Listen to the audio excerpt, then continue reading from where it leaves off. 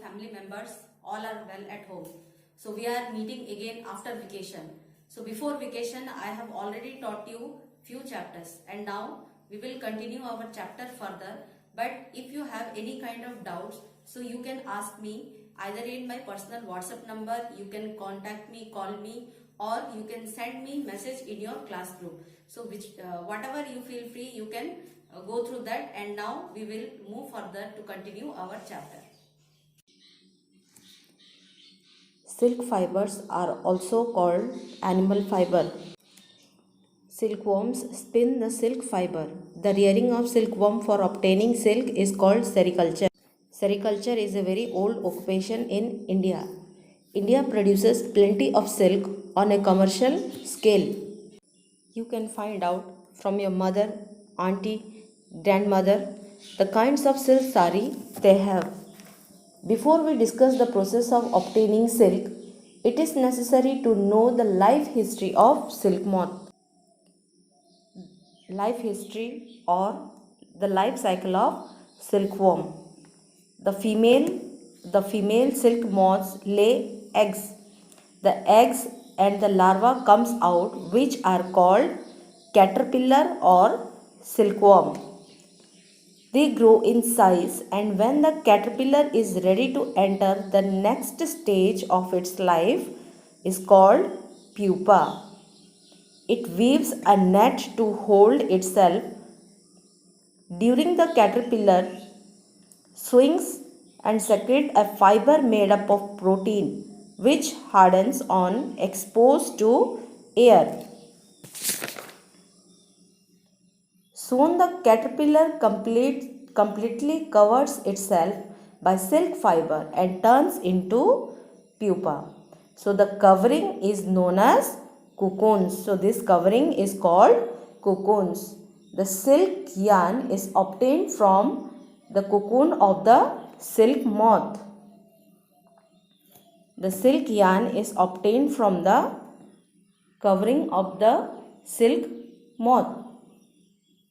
So there are varieties of silk moth which looks different from one another. But the most common silk moth is mulberry silk moth. So the silk fiber from this cocoon is soft, luxurious and elasticity and can be dyed in a beautiful colors. So now the next topic is rearing of silkworm. So how the silkworms are reared to get silk. Okay. So a female silk moth lays hundreds of eggs at a time. The eggs are stored carefully on strips of trays under hygienic conditions and suitable temperature and humidity. The eggs are warmed to suitable temperature for the larva to hatch from eggs. This is done when the mulberry tree bear a fresh crops of leaves. You can see this is the mulberry tree. Okay. So mostly this is done,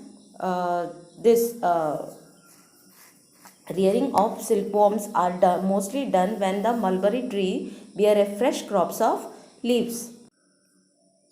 The larva called caterpillar or silkworm eat day and night and increase enormously in size. So what they do, they go on eating and eating to become big and increase their size. So within few days what happens, they grow very big. Okay. The larvae are mostly kept in a clean bamboo tray along with freshly chopped mulberry leaves. But after 25 to 30 days, the caterpillar stop eating and move to a tiny chamber of bamboo in the tray to spin cocoons. So you can see here picture. So how they have moved to a tiny chambers of a bamboo. Okay, small racks may be provided in the tray. Here you can see small racks may be provided in the tray to which cocoons get attached. The caterpillar or the silkworms spin the cocoons inside which the silk moth develops. So now what is the process and how silk are made. So a pile of cocoon is used for obtaining silk fibers. The cocoons are kept under water or boiled or exposed to. So you can see the picture now. The cocoons are kept under the sun or boiled to steam. Here you can see it is boiled or steamed so that the silk fiber separates out. So here how the silk fibers are separated out, you can see that. So the process of taking out thread from the cocoon for use as silk is called reeling the silk. Okay. So reeling is done in special machines which unbinds the thread or fiber of silk from the cocoon. So here you can see how the reeling is done with the help of machines. Silk fibers are then spun into silk threads which are further woven into silk cloths by weavers.